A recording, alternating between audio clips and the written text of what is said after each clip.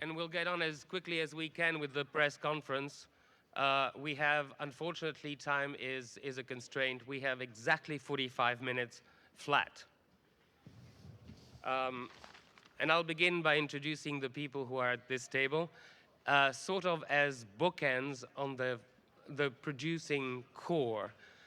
At the far, far left, a man you met yesterday at the Bertolucci press conference. He's quite a Cannes habitué, Mr. Jeremy Thomas.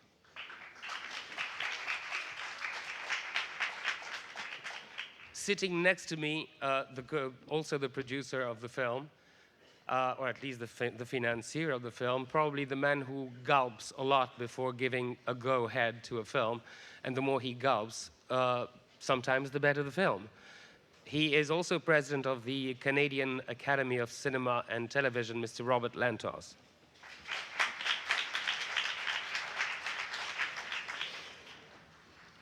When she came over with Luc Besson's Big Blue, Le Grand Bleu, everybody thought Jean-Marc Barr was an idiot to leave her for a dolphin. When she came over with Martin Scorsese in New York Stories, she didn't say a word at the press conference. She was too busy laughing at Nick Nolte's lurid tales that he called research. In Pulp Fiction, her face was pierced in all sorts of interesting ways. This time around, she is halfway to a giga creature, Rosanna Arquette.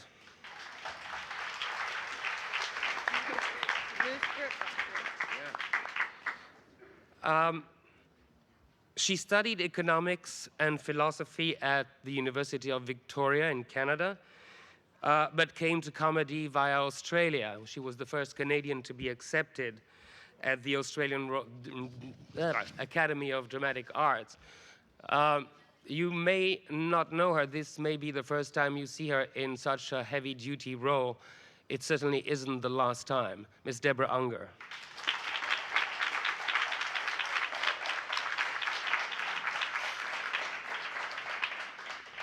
This actor has some sort of an in with the jury this year. He played a strip joint DJ in Exotica by Atom Egoyan, who had also directed him in The Adjuster. He was also directed by Francis Coppola in Garden of Stone and in Tucker. When Sean Penn went to the Toronto Festival as a director and was asked which actor he wanted to work with most, the answer came back as a flash: Elias Koteas.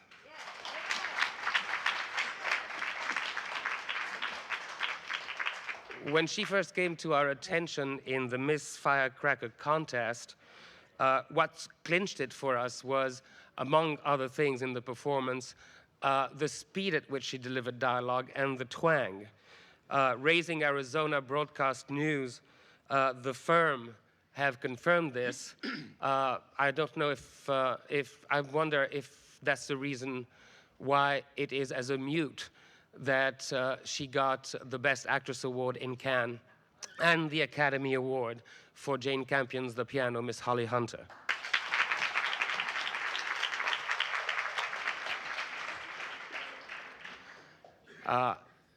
In Sex, Lies, and Videotapes, he went it alone, solo, and got the Best Actor award. Playing this time a universal donor, to put it mildly, the sky, if that's the word I'm groping for, is the limit, Mr. James Spader.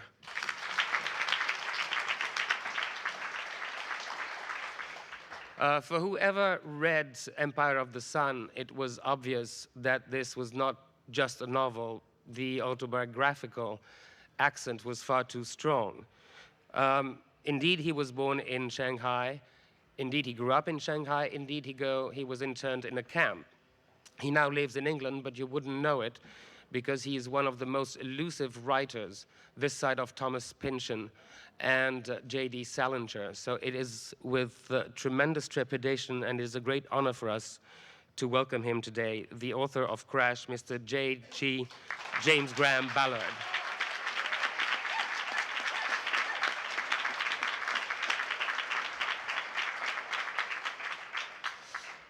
He may look a lot like costume designer and Yves Saint Laurent, but he certainly doesn't deal in haute couture unless you want to redefine the notion.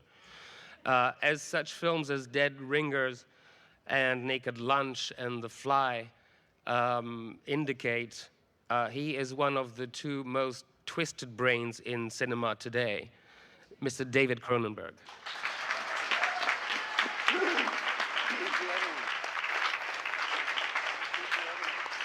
Did I forget anyone? I didn't forget anyone.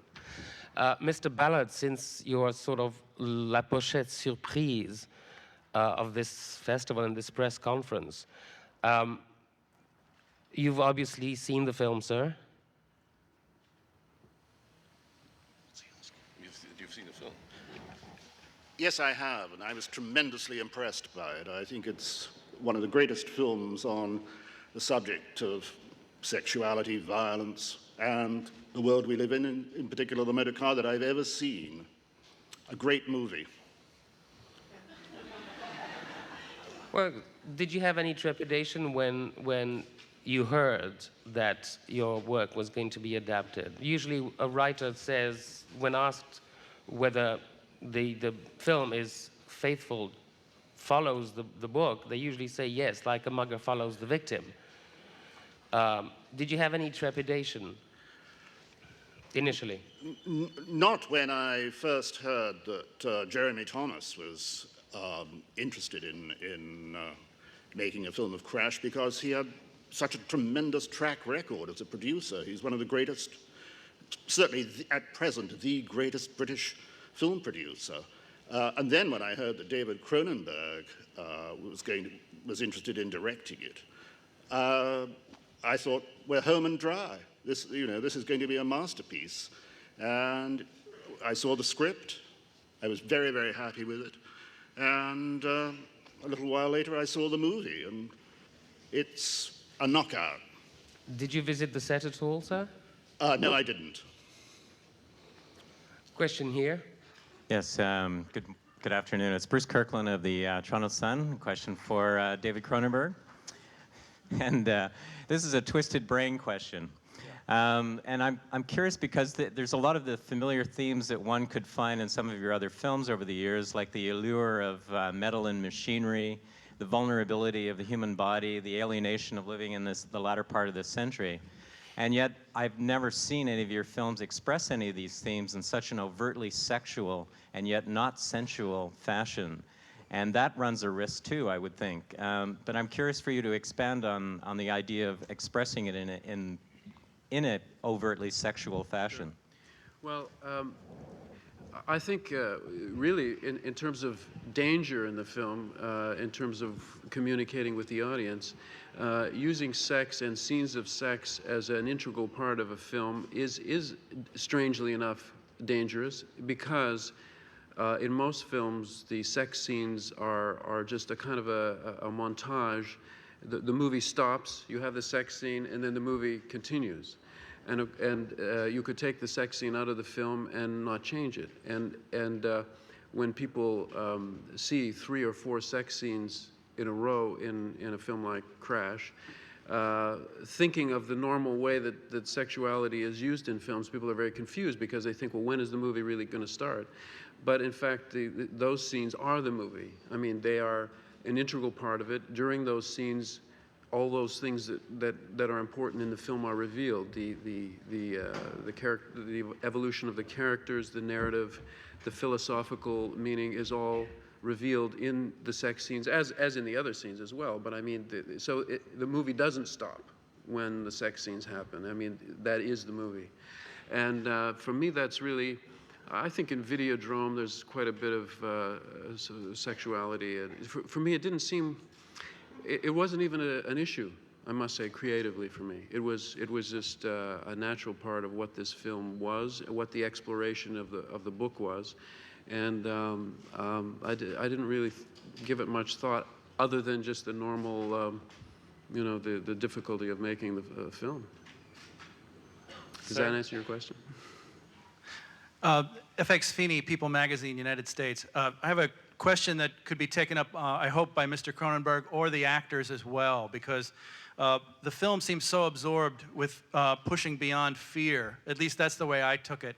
And many members of the audience, not many, but a significant number, were walking out, I think, because it had gone beyond their level of comfort with the subject. It didn't go beyond mine. I thought it was a very brave film, but I was wondering your internal process in terms of developing the story. Did you reach a point, a kind of fail-safe point in yourself where you had to really screw up your guts to go forward beyond where you were at that moment? You as a director or any of you as the actors, was there a point where you really had to be reassured or supported across a borderline? Well, I mean, it was a dangerous, difficult film in terms of subject matter and structure and everything else, but in terms of the actual production, it was really a wonderful, I mean, this sounds strange. Physically, it was very difficult because it was very cold. It was a lot of night shooting, which is very difficult. We were on moving vehicles and so on. And then, of course, any scenes of sexuality are always delicate, difficult. But there was such an enthusiasm in the crew, the cast, for the project that by the time we were actually making the film, all of those things were resolved. I mean, by the time the actors came to the film, those things were resolved. You cannot talk someone into doing a film like this. As a director looking for a cast, you can't say, no, please do this, it'll be okay. The actors have to know that they're ready to do it beforehand. So I think in a sense, all of those things were resolved before we actually started to make the movie. That's how it felt to me. I'm certainly, ask it of anybody else. Well, would the actors comment on their reaction when they initially received the script? I'll jump in. That same fear that you're talking about that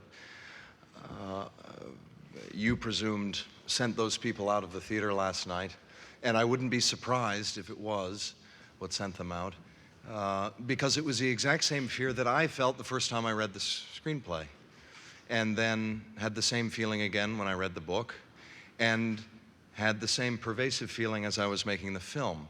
The only difference was I decided to stay along for the ride and see what happened. And I found that fear fed the film and heightened the film and made it all the more curious and intriguing and provocative. And eventually the fear became the blood of the film and therefore had the illusion of comfort and the illusion of ease just because it was familiar. And I hope that's what it becomes for an audience seeing it, that it never leave, that it always be there, but that people allow it to envelop them. Miss Hunter? Well, I would say that one of the things that made the experience of doing this movie somewhat unique, although not entirely, is that a lot of movies that I've been a part of or have even peripherally experienced through actor friends or whatever, there's a great discussion on a lot of sets as to how the audience will perceive this scene. What response do we want to evoke? How would we like for the audience to feel at this point in the movie? And that simply wasn't part of the equation in doing Crash. It was, I felt that there was a delight in being a bit obsessed with telling this story by the cast. We talked about the movie all the time, and we never talked about the movie outside the realm of making it, outside the realm of each scene. Each scene was completely all-encompassing to each of us, so that there was never a prediction of how it would be received. And in that way, it's a very complete experience. I think, well, I can certainly speak for myself. Very, very complete that way, very, very satisfying. Because we weren't trying to predict anything. And I think that it's one of the strengths of David Cronenberg's movies is that they never, ever dictate to an audience how they are supposed to feel. Ms. Unger?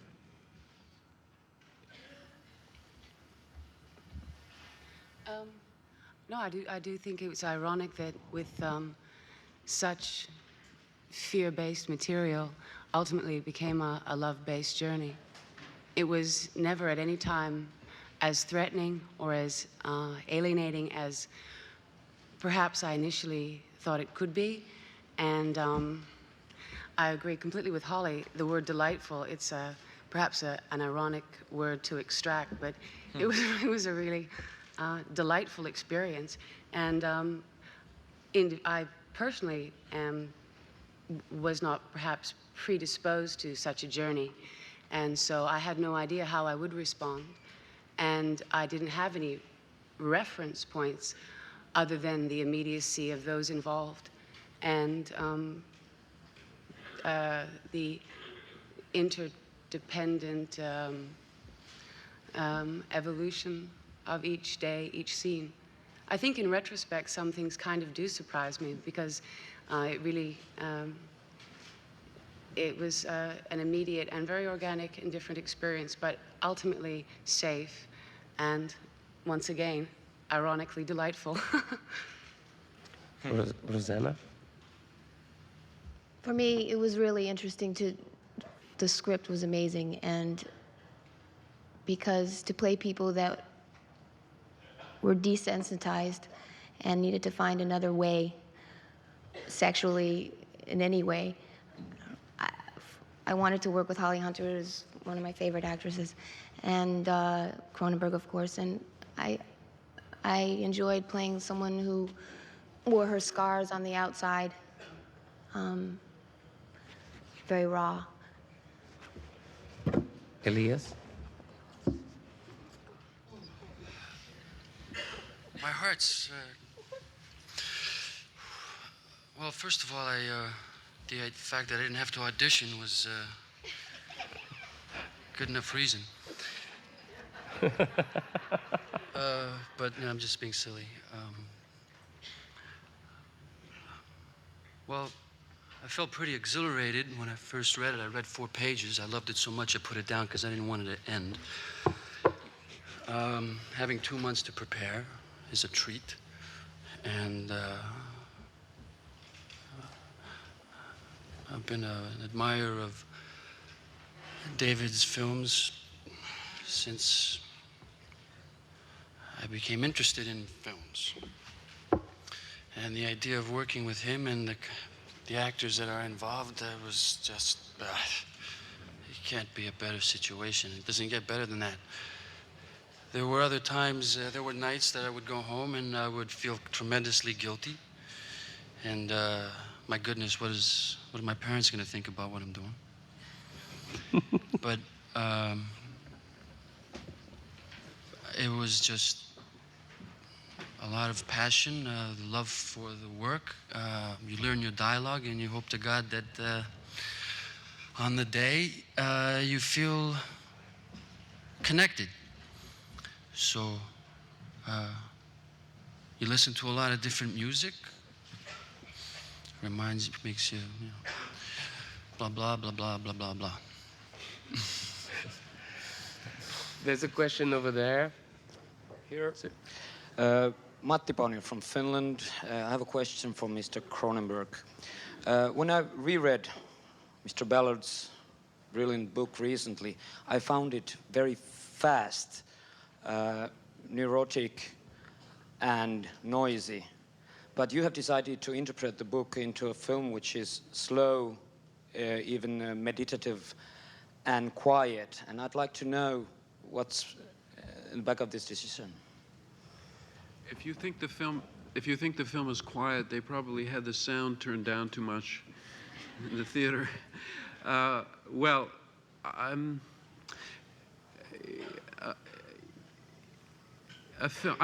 don't know that it is meditative. It's a meditation on mortality and the phenomenon of human existence, and so that it should be meditative, I think, is correct. I can only say that, of course, a book and a movie are two different things. The media are quite different, and also a film takes on its own life. It takes on its own. If it's working properly, it takes on its own life. You discover that while you're making the film. You know how quickly people speak or they don't. How the rhythms of each scene work out, and of course in the editing and in the sound mixing as well, it's a continuation of the process. So it's not exactly a conscious decision to say I will make the film slow, fast. It does take on its own life, and so in a way I'm interested to hear you say that. It's very hard for me to experience the film the way you can, because of course I've been involved from the inside. But as I say, it's not really a conscious decision to do that. There are car crashes that are pretty noisy, aren't there? Sir, and then sir. Brian Johnson from Maclean's Magazine in Toronto. First, thank you for making our city look better on screen, more exquisitely beautiful on screen than I think it's ever been before. The question I've got, and this is one that a lot of people asked me last night as I was talking about the film, is that this film is a very unconventional film, but one of the conventional things about it is that there's more female, well, let's put it this way, the women get more naked than the men, and I'm wondering why that is. Is it a contractual thing or an artistic thing? I don't actually think that's true. I think James is pretty naked in the film. I have to say, I think he's... I don't want to get crass. The question that was asked of me is, why is there no male frontal nudity? And was that an issue, and was that a contractual thing?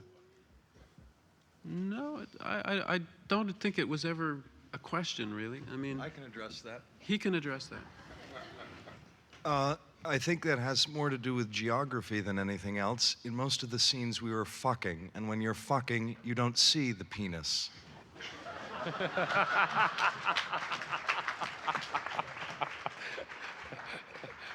Well, that's good enough for me. I never thought of that. Question over there. Wait. I just want to say, just in terms of, really, it was not contractual. There were the discussions with the actors, amongst the actors and myself, almost never, I have to say, had to do with that. I mean, it was always, how is the scene playing? How well will it play? You know, it was so obvious in the script what was required up in terms of nudity. I needed actors who were really not afraid, and I knew that I wouldn't get actors, as I say, who would come to the film but be wanting to talk into things or other things. That was never an issue, really wasn't. So the scenes were played out the way the dialogue scenes were played out. That is to say, what's the most forceful way to play the scene? What's the best way to play it? Really, that was it. A question here. Oui. Bonjour, Jean-Marc Durand pour Le Progrès de Lyon. Une question pour M. Cronenberg. Vous semblez dans ce film avoir fait le moins de compromissions possible. C'est ce que nous ont dit les acteurs tout à l'heure quand ils ont dit on ne s'occupait pas vraiment en fait de ce que pouvaient penser les spectateurs. Mais est-ce que ce n'est pas aller très loin et aller vers une forme d'hermétisme éventuellement, dirais-je? Merci. You got that? I didn't. Oh. He's got a funny accent. Well.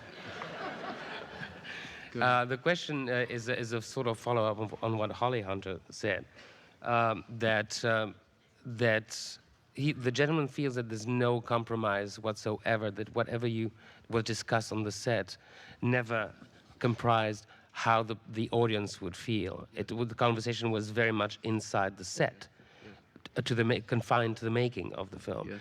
Isn't there a danger at that point of being a little hermétique? I understand. Well, yes, I think it is a danger. I don't think of it as a danger. I mean, in fact, I think that the kind of hermetically sealed community that we had on the set represented the hermetically sealed community of the characters in the film. It was actually perfectly parallel to what was going on. And also, of course, part of the subject of the film is being hermetically sealed, being insulated from each other, not being able to connect, having to invent strange and bizarre ways to connect. And that is, in fact, the subject of the film. So I don't think, I know that Hollywood, we were not talking strictly about deciding not to communicate with the audience, but because that was not, of course, what we wanted to do. What we wanted to do was to create the life of the film and then allow the audience to observe it and be involved with it. It's a different way of filmmaking.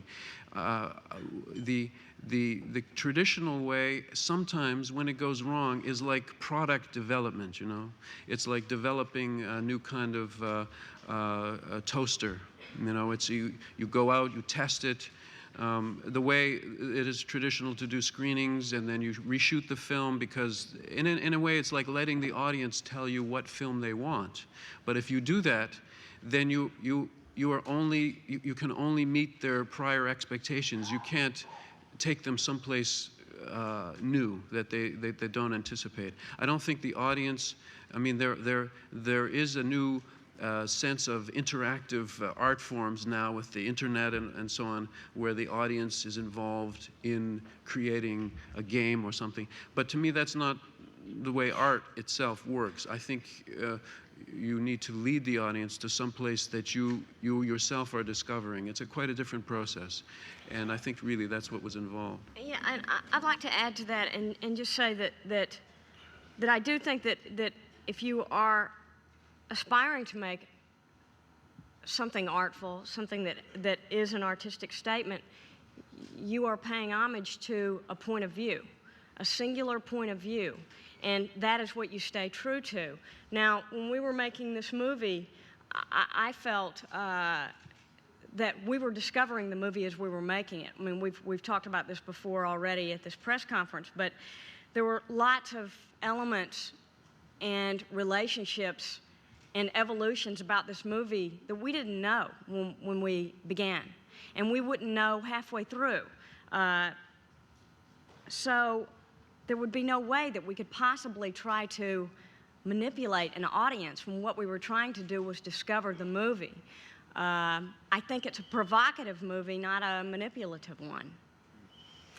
Would that movie, could that movie ever be produced by an American studio? It took a British producer and a Canadian one to produce it. Has any of the studios got interested? And if any of them had, could this be a studio movie? No, it would be impossible to conceive this film within the traditional system of making films. And that's why it took a long time to realize the film and to try and position it that it could possibly be made. In fact, a lot of people have been coming up to me and saying to me, "Why are you so perverse? Why is your taste so perverse?" But, you know, we can't just have a diet of films that conform to set patterns. And so I think that there were, you know, a group of people joined that point of view, and we managed to make the film. I mean, you know, I think everybody who was involved in the film were broad-minded people. We've made a film that is for grown-ups, made by grown-ups for grown-ups. And it definitely could not exist within the traditional system of Hollywood, but that's very obvious from the material. Well, I think to make this film, you have to be attracted to material that has some new light to shed on the human condition, which generally doesn't tend to be a major factor in deciding which movies the studios make. On the other hand, I have to add that what it ultimately made the making of the film possible was the contribution by various distributors who bought it before the film was made, and one of them was New Line Cinema in the United States. So, though it couldn't be made within the studio system, the interest and the support of independent distributors throughout the world is the essential tapestry on which this film was built. Question over there. Mika Siltala from Helsinki. To continue a bit on the themes that were up before, this is basically for the director and writer, but for everybody. I find the book hot and the film cool and distant, would this be a way to, I mean, would it be too dangerous for David Cronenberg to do the film, to go as far as the book opens the doors? I mean, the film for me was a divine experience, but it's sort of, for me, it's sort of not opening all the doors that would have been possible to open. Mr. Ballard, to sort of sum this one question up, do you have the feeling that the film does not go as far as it could go, possibly because of the difference between writing and making a movie, or for other reasons? I disagree entirely with that. I think in many ways the film goes further than the book I wrote. I think if you read the book, there's clearly an attempt going on by the author to justify the extraordinary events being described. I think what is so powerful about David's film and the tremendous performances that this cast gave is that they start where the book ends. They take for granted the strange logic that is unfolding through the film. There's no attempt to make the events being shown explicable in sort of conventional plot terms or anything of that kind. I think that's why the film is the sort of brain derailing experience that it is. And I give full credit to David's script, his direction, and the performances by the cast, which are absolutely of the first order. Question here, then Monsieur there. Madame? From MTV Lebanon, question for Mr. Cronenberg. Through the car crash, we noticed that the characters experienced new, new ways of making love and sexuality, and they are not conscious about the danger of death. So can we say that it's an extreme movie relationship, man-machine, or it's only a reflection of reality? Well, I think what the structure of the film is it's a kind of a psychology which might become more and more common as time goes on. And it is a kind of disconnected psychology. And you begin with characters who cannot really relate to each other. They go through the form of a marriage, but they have no, they cannot connect sexually or emotionally really with each other.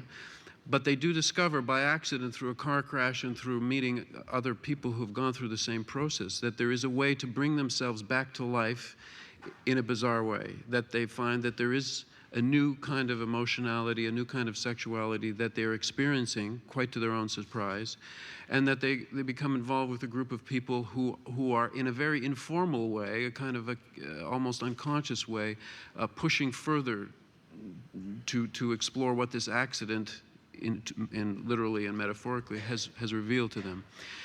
For me, I think that sexuality is an invention now, a human invention. It began as a biological fact, but now it's obvious that we don't need sex to create babies. We don't need people to even meet each other to reproduce, to create a baby. And so then what is sexuality now? It's quite something different. It's now become a human invention. It can be an art form, it became a form of technology. And I think what you see in the film is that there are people now who have accepted, perhaps unconsciously, and this is what Mr. Ballard was talking about as well, they have accepted this, that sexuality and emotionality no longer have the normal biological basis. It's now something else, and they're exploring that. And I think that's really the process that they go through in the film. Question here. Lisa Nesselson of Variety and Film Scouts Online. While I was watching the film last night, it struck me how sad it is that there are so few drive-in theaters left in the world, because that would be the ideal setting to see the film. So for Mr. Ballard and Mr. Cronenberg, as men of imagination, ideally, how would you like to see an audience respond if they had the great good fortune to be in their cars while watching the film? Well, I think I'll give that to Mr. Ballard. Well, let me just say that I think it's not an accident that the automobile and the cinema are exactly the same age. They're both about 100 years old. They both began at the same time. They've both represented the liberation of sexuality and a previously unimagined kind of freedom.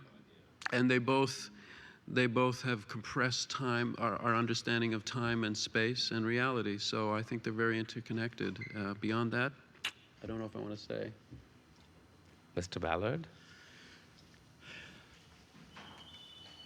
The ideal place to see this remarkable film, I suppose I should say, on your in-car entertainment system, traveling at 100 miles an hour. Being serious, or maybe I'm being flippant, I'd like to think I'm being serious. I think everyone who passes his driving test should be, in the years to come, should be given a video of this film. I think everyone buying a new car should be, in years to come, should be given a video, because this film is the best possible advertisement for wearing a seatbelt, driving slowly, and if you're going to have sex in a car, have it in the back seat. Ladies and gentlemen, thank you very much.